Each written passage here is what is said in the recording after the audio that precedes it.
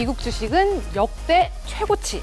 국내 주식은 말인 뭐 날이 갈수록 개인 투자자들의 눈길은 해외로 쏠리고 있는데 해외 투자에 대한 궁금증 저희가 모두 풀어드리도록 하겠습니다. 필살기 해외 투자 지금 시작합니다.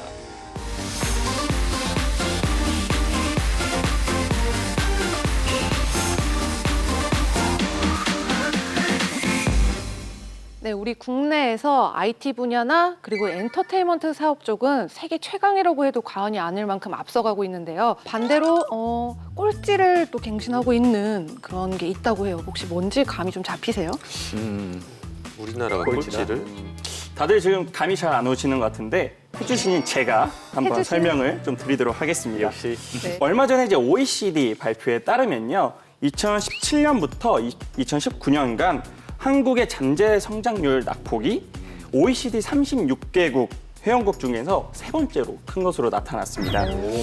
잠재 성장률이라고 하면요, 한 나라의 노동과 자본을 최대 활용을 해서 달성을 할 수 있는 성장률을 뜻하는데요. 이 수치가 낮아졌다는 것은 앞으로 성장할 수 있는 기본 체력이 그만큼 낮아졌다는 것을 의미를 합니다. 올해 코스피 상승률을 좀 같이 보시면 더 좋을 것 같은데요.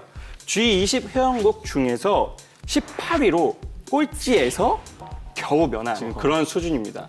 11월 5일을 기준으로 해서 이제 코스피 지수는 지난해 말보다 약 4.98%, 5%도 채 오르지 못한 그런 상황인데요. 같은 기간 미국은 무려 17.12% 상승을 했고요.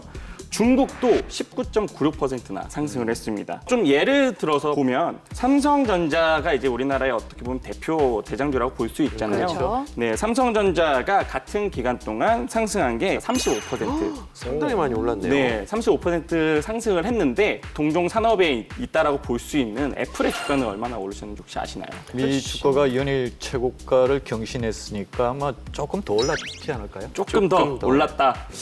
무려 61%나 올랐습니다. 와, 네. G20에도 우리가 가입이 돼 있고 네. OECD에서도 굉장히 앞서가고 있는 나라라고 생각했는데 생각보다 충격적이에요.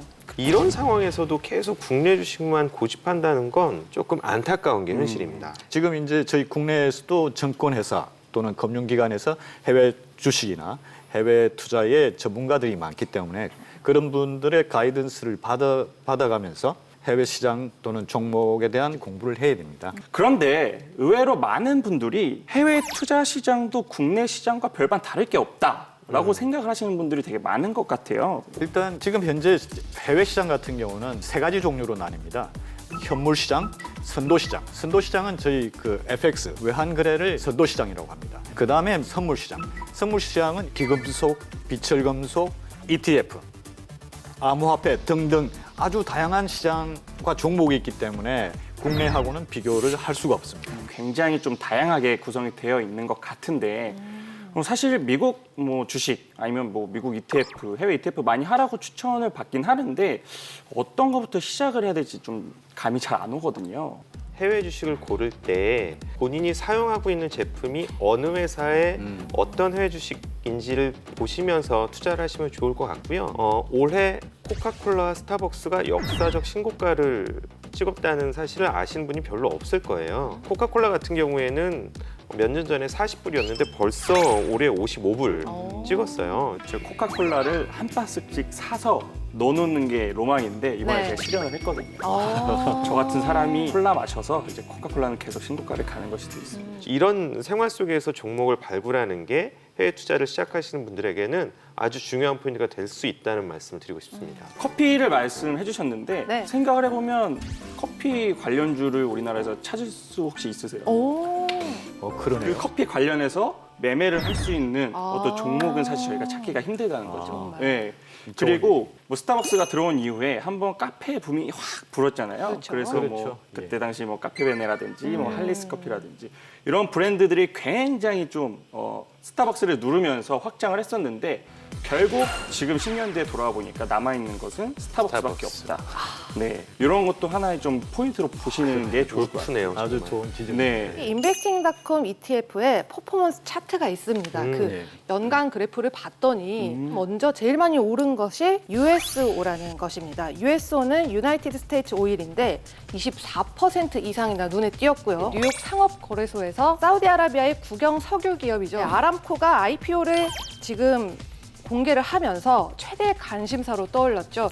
그래서 아무래도 아까 말씀드린 USO가 계속해서 상승할 수밖에 없겠구나라는 요인이 들고요. S&P 500을 추종하는 스파이가 23% 이상 상승을 했습니다. 또 S&P 500은 계속 최고가를 경신했기 때문에 네. 그를 추종하는 스파이도 자연스럽게 계속 상승하지 않을까 생각이 네. 들었습니다. 계속 신고가를 가더라고요. 그렇죠. 네. 네. 미국의 모든 지수가 다 지금 신고가를 네. 행진하고 있죠. 그런데 그냥 해외 주식을 매매하면 되지 왜 굳이 ETF를 매매해야 될까라는 의문이 들 수도 있을 것 같은데요.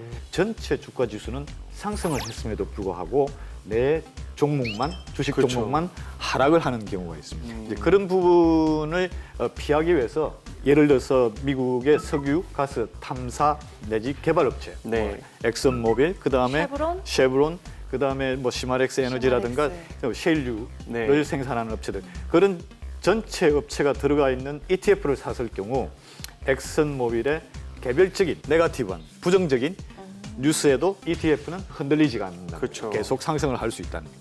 이제 그런 면에서 안전하다는 거죠. 전기차가 분명히 될 것 같은데 LG화학을 사야 되나? LNF 사야 되나? 아니면 일본의 배터리 업체, 독일의 배터리 업체를 사야 되나?